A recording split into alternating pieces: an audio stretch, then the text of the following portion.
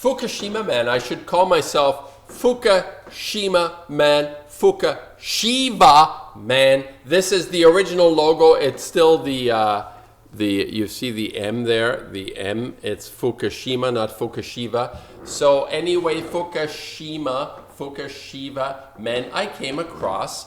I'm gonna let you listen to this. This is an RT broadcast, Russia Today broadcast. And I'd like you to listen to what they're saying. Have a listen. From our LA studio. Thanks so much, Ramon. Hey, thanks for having me, Abby. So, Ramon, before we even get into the sequestration stuff, let's talk about this nuclear site. 2 days ago, I extensively covered the aspects of the site, but give us a sense of how bad Hanford. this really is, because I don't think the corporate media is really touching upon the extent of it. Sure. Well, I gave the Department of Energy a call earlier today. They've yet to respond, but what we do know, as you mentioned in the intro there, 6 large tanks that are full of radioactive sludge are leaking right now. Now, last week we got the word that there were 6 tanks. The week before that, the DOE was only saying that it was 1 tank. So there's some people wondering if there's more tanks leaking than the Department of Energy has revealed so far. What they have said is that up to 300 million gallons of... Did you get that? 300 million gallons of radioactive sludge may eventually... 300 million gallons of radioactive sludge. Okay, here's an alert. Keep listening to Ramon. Leaked out of just one of these tanks. One and we have tank. to remember that Hanford Reservation, there are 50 million gallons of nuclear... 50 million gallons? Let's keep listening. It's getting more interesting. waste throughout the facility. So there's still a lot of concern that some of this nuclear waste is going to be getting into the soil and eventually back into the Columbia River, which has unfortunately suffered quite a bit of pollution from the Hanford site. Unbelievable. And also the bins to hold this nuclear toxic waste, they expire in 20 years. I mean, we're talking about waste that does not decompose for millennia. I mean, we cannot get rid of this, so it's just absolutely insane to think of them storing it in these bins that expire. Ramon, let's talk about how much this costs. I mean, $115 billion price tag, of course, we know that's probably the lowest estimate. What she's saying is that the bins are going to expire. Their natural shelf life is 20 years, while the shit they carry inside is hundreds, thousands of years. And nobody is really paying attention. And it's, oh geez, in 20 years it'll all leak out. 50 million gallons of radioactive sludge in one nuclear facility. Not all of America, all of the country, in one out of how many plants do they have? 140, 150 plants in the US? Maybe more, 200, I don't know. Anyway, let's listen to some more. What do these smart newscasters have? Possible until the year 2090. Of course, it's probably way more than that. I mean, let's talk about the sequester, though, and how this could affect this cleanup effort. Right. I mean, well, the governor of Washington has called this the perfect radioactive storm, and it really is.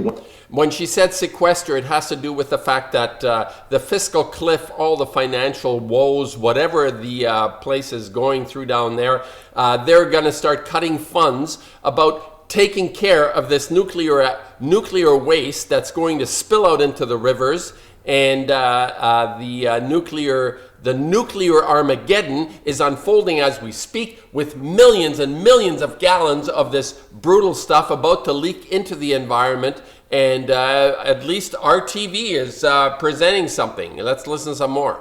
When you take into consideration that just at the same time that we're hearing that these tanks are leaking sludge, there's a possibility that the Department of Energy, excuse me, will have to furlough some of the workers that have been working at the Hanford Reservation in order to clean this thing up. Layoffs, as you mentioned, the Department of Energy is estimating that this project to clean up the site will cost something along the lines of $115 billion till the year 2090. But that price tag could go up very easily. I mean, the price tag to build a plant to turn some of this sludge into a more manageable substance has already gone over $13 billion, the budget, and it's way behind schedule, and costs continue to rise, which has really caused a lot of concern among Congress that are starting to question what it is that we're throwing that money at. 115 billion to clean up one plant, and that is a low estimate, as this Ramon newscaster is reporting on RT. 115 billion, one plant. Multiply that by 100 and you have 1 point something trillion. Is it no, times 10 is trillion. Quadrillion. We're looking at quadrillion. It's a number I can't even conceive. It's got like from here to me walking home, if everything was a bunch of zeros, it makes no sense whatsoever. $115 billion to clean up a plant, and they say nuclear energy is the most inexpensive clean energy. Well, if you eliminate the toxic sludge, if you eliminate the decommissioning, which costs $115 billion, conservatively speaking, nuclear energy becomes the nightmare of all nightmares, because number one, it's not clean, number two, it's not inexpensive, and number three, some fat cats are filling their pockets and the planet is dying. We are in intensive care. Helen Caldicott has said, Kevin Blanche has said, people are out there warning us and nobody's paying attention. So in the background, you've got, I've put up, this is just a byproduct. It's the salute. Salute. Salute by the astronaut. Salute. Goodbye. Up yours. This is the salute. This is the salute we got from the moon. Do you want to hear a little bit more? Is there some more here? Absolutely. And I think the thing that's most irritating to me, Ramon, is hearing them talk about this $85 billion cut as if it's the most serious thing in the world. Really a total drop in the bucket when you're looking at our $1 trillion deficit in this country. We're hearing from everyone, these defense cuts are going to be a dupe. Okay, now she's going to go into defense cuts. Who gives a shit about the defense cuts? Yeah, right. Whatever the situation is there.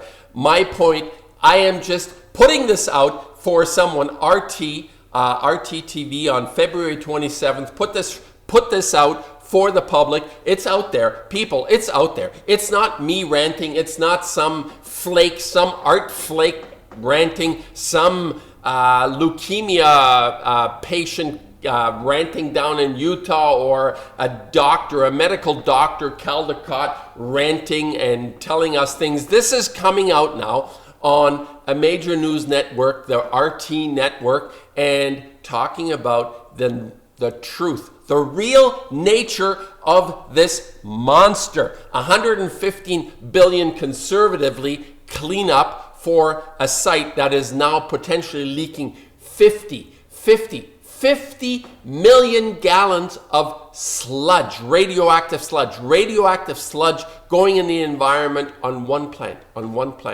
Oh, I rest my case. If anybody hasn't understood this yet, and I talk to people and they just sort of try to walk away from it, but there is no walking away from this anymore, because it's real and it's brutal. It's ugly.